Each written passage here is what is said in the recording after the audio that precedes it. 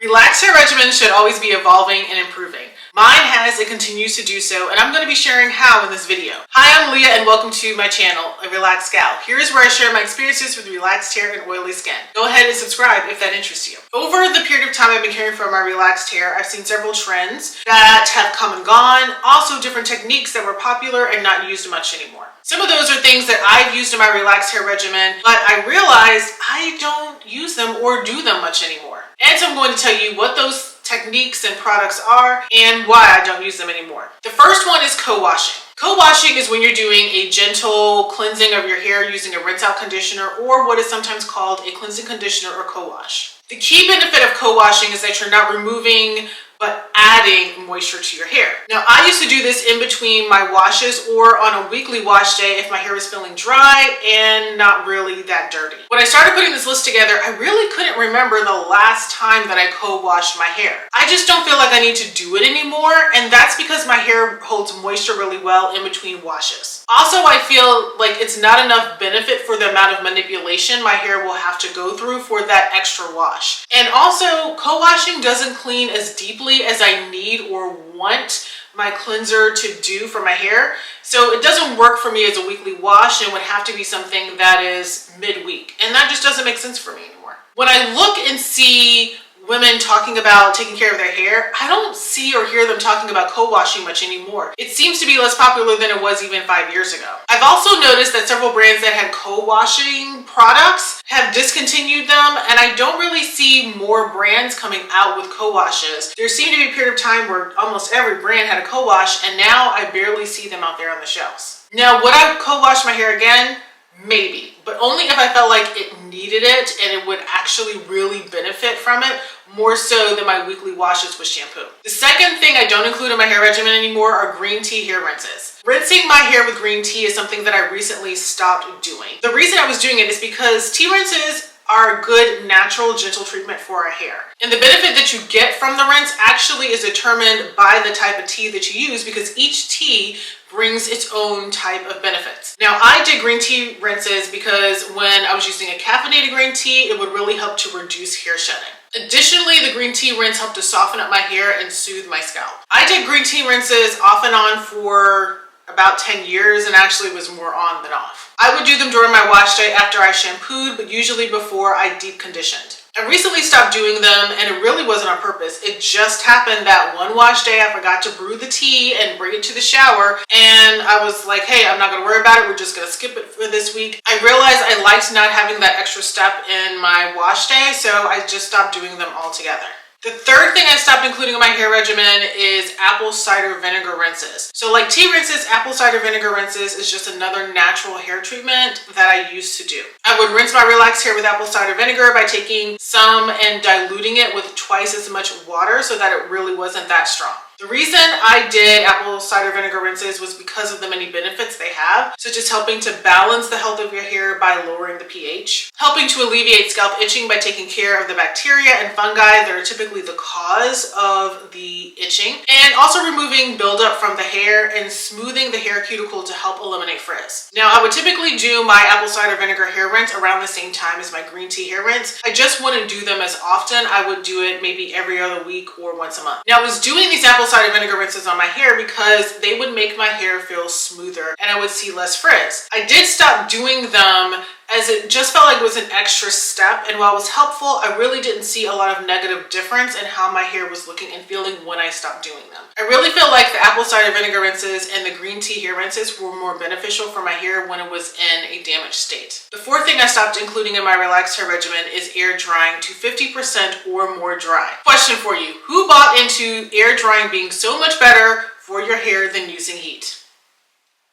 I did for quite a while, but I realized I was wrong and stopped doing it. The reason I was air drying my hair was that it was supposed to help avoid heat damage and thereby be healthier for my hair. I would air dry for pretty much almost every wash day or most of my wash days early on. That was when I was trying to completely air dry my hair and it would just take all day and even into the night. And let me tell you, it's not ideal having wet or damp hair for that long, and also when you're going to bed. The result of that was that my hair would start to feel puffy and feel dried out. There would also be some nights when I would go to bed with wet hair, which wasn't ideal, and thankfully I didn't have a lot of issues from it other than the dry and puffy hair.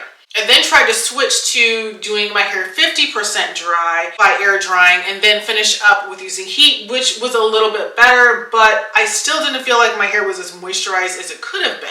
And what I learned after all of those trial and errors with air drying is that it wasn't doing as much good for my hair as I thought it was. It was actually doing harm. Air drying was making my hair feel dried out and also making it hard for me to get any moisture back into my hair strands. So as a result, I was dealing with hair breakage. There was also a lot of frizziness, and that can be a pretty typical negative result because when you have water staying in your hair, it causes excessive swelling of the hair shaft and thereby can cause some damage to the hair cuticle. One negative result that I really didn't have was that if the scalp is moist for a long time, bacteria and fungi can grow and start causing dandruff. Now I don't really air dry my hair, I just heat dry my hair. That doesn't mean that there might be some times where I might wash and condition my hair and then I will go and do some other things while my hair is kind of air drying, but it's really wrapped up in a towel or an old t-shirt, and then I'll go ahead and dry my hair. It's not because I'm trying to air dry my hair, it's really just because I've got some things I have to do before I finish dealing with my hair. Because I don't air dry anymore, I will dry my hair either doing a roller set and sitting under a hooded dryer where the air is just circulating around my head, or I might even go so far as to use a blow dryer. Either way, I'm using a heat protectant, so that really helps with minimizing heat damage. The fifth thing I no longer include in my hair regimen are hard protein treatments. Now, while I still do protein treatments on my hair, they're considered light or medium ones versus intense or what are sometimes called hard protein treatments. Because a hard protein treatment is a more intense one, they are typically done in the hair salon, but there is a way to do them at home, and that's how I did them. I was using the ARelaxedGal 2-step protein treatment. Hard protein treatments do exactly what they say they do. They harden on the hair. So they're coating the hair with protein and helping to restore strength, structure, and elasticity. Now, hard protein treatments are best for hair that has some extreme damage. I would do them on my hair for years using, as I mentioned, the ARelaxedGal 2-step protein treatment. And I would typically do them either my wash before a relaxer touch-up or my wash after. I was including them in my hair regimen because I was seeing really good results. My hair was feeling stronger and even heavier a lot of the time.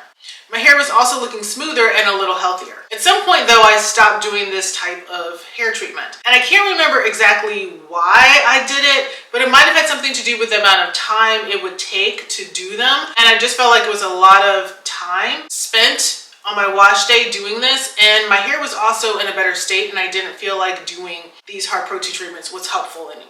One reason I just thought of that I might have excluded them from my hair regimen is that I went through a thing called protein overload where my hair had too much protein, so I didn't need them anymore. I needed to focus more on moisture. As I said, these protein treatments, they took a lot of time to do, and the reason was I had to put the protein treatment in a spray bottle and then apply it to my damp hair. Then I had to let the treatment sit for a certain amount of time. It might have been like 20 minutes or so. Don't quote me on the amount of time. If you do them yourself, just look at the bottle and follow the instructions. I can't remember how much time it was, and I didn't write it down. Now, when the protein treatment would harden, it made my hair susceptible to breakage until the treatment was rinsed out. That also meant that I had to do a lot of jumping in and out of the shower. Because the treatment hardened my hair and I couldn't do much manipulation to it without risking breakage, that meant that I couldn't take a chance of draping my hair over the front of my face over the side of a tub or a sink. So I had to go in the shower having it hanging down my back to rinse the treatment out. So there was a lot of jumping in and out of the shower, and it was just a lot of work. The sixth thing I stopped including in my relaxed hair regimen was washing my hair in braids or twists. For a while, I was washing my hair in braids or twists because it really helped to keep my hair from getting tangled up when I was washing it. This was really helpful when I was doing long relaxer stretches and going beyond the 12 weeks I typically go now. When it came to these long relaxer stretches, the more new growth I had, the more tangled it would get, and using the braids and twists really helped that from happening, particularly when I was washing my hair. Now, I would put my hair in 4 or more braids or twists and then secure them at the end with a small hair clip or scrunchie. And that's basically because I'm not talented enough to braid or twist my hair and have it hold on its own. Once my hair was all sectioned and braided or twisted up, I would then wash my hair braid by braid or twist by twist twists, either by washing the braid or twist itself or by taking them down and washing my hair and then retwisting or rebraiding it. And I would just do it, like I said, one at a time. As you can imagine, at some point that just became really cumbersome and I just felt like it was no longer needed, especially when I stopped stretching for longer than 12 weeks. I have a good amount of new growth, but it's not so much that I can't figure out how to make sure it's not tangling up, particularly on wash day. What hair products or techniques have you stopped using in your hair regimen? Share them in the comments below. After that, go ahead and subscribe to the channel, like the video, and then make sure to check out this one that YouTube selected just for you. Thanks for watching, and I'll see you in the next one.